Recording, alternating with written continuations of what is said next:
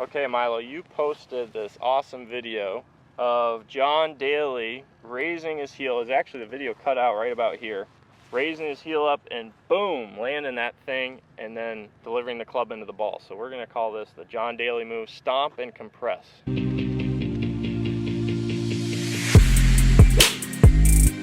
So Milo, talk us through this footwork of John Daly, the great John Daly, one of the best ball strikers to ever live, one of the longest hitters we've ever seen. Bomber with a huge golf swing. Yeah.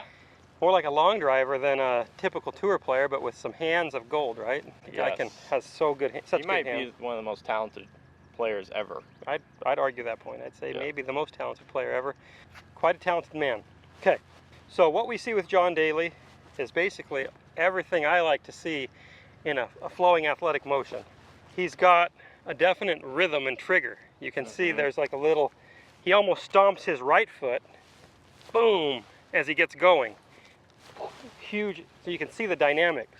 He stomps into the ground, huge wind up, I can't do it, but huge wind up, gets this lead heel off the ground, and then while the club is finishing its wind up, stomps it back down, and you can actually see when he lands, his heel lands slightly closer to the target than where it started, just slightly.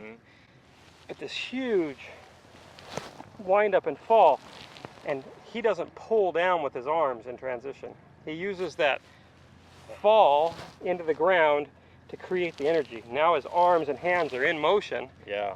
Not because he used his arms and hands, but because he used his legs and his body to move them. And when you can actually see videos of him from sort of target side or even face on, where you see this sort of stretch as he stomps in his backside.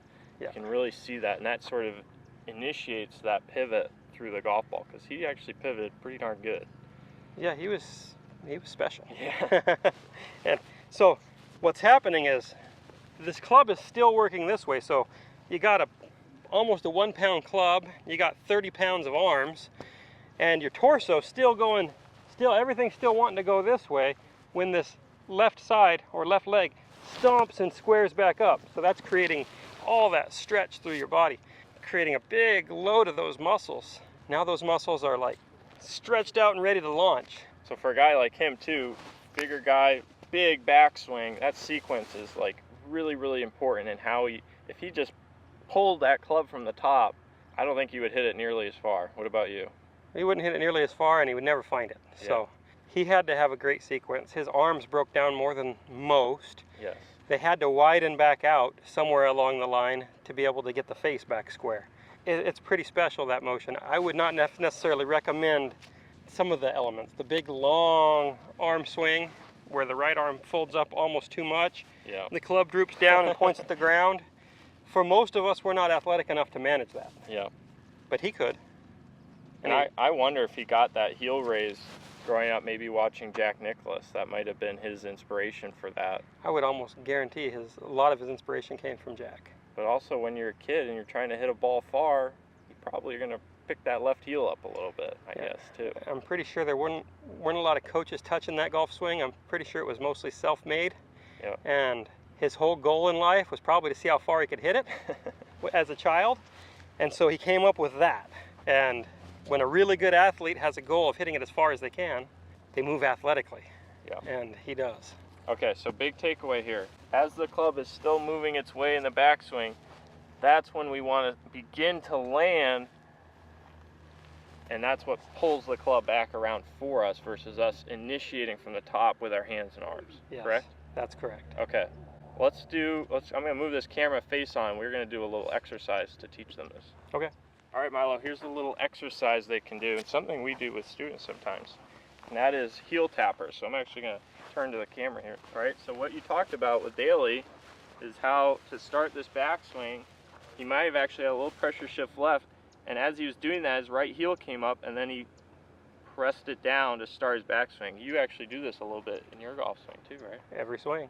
Okay, so a little bit of a heel raise, plant it, that gets the club going back. As the club's still going back, you'll plant in the lead side to start pulling us around That's through the awesome. golf Yeah, swing.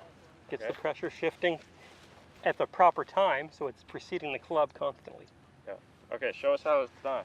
So you're gonna do your little heel tappers. Maybe even start the club at the target. Okay. We recommend that one, right? Sure. So we could start the club at the target, and as I'm doing that, the thing that makes the club change directions each direction is the plant. Wow, he hit me.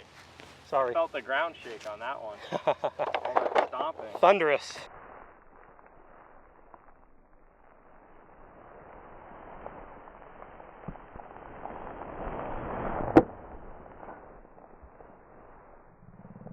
I bet you could feel the ground shake when John Daly was hitting. Probably. At least hear it. Pretty powerful. So now this time I'm not going to throw the club forward. I'm just going to...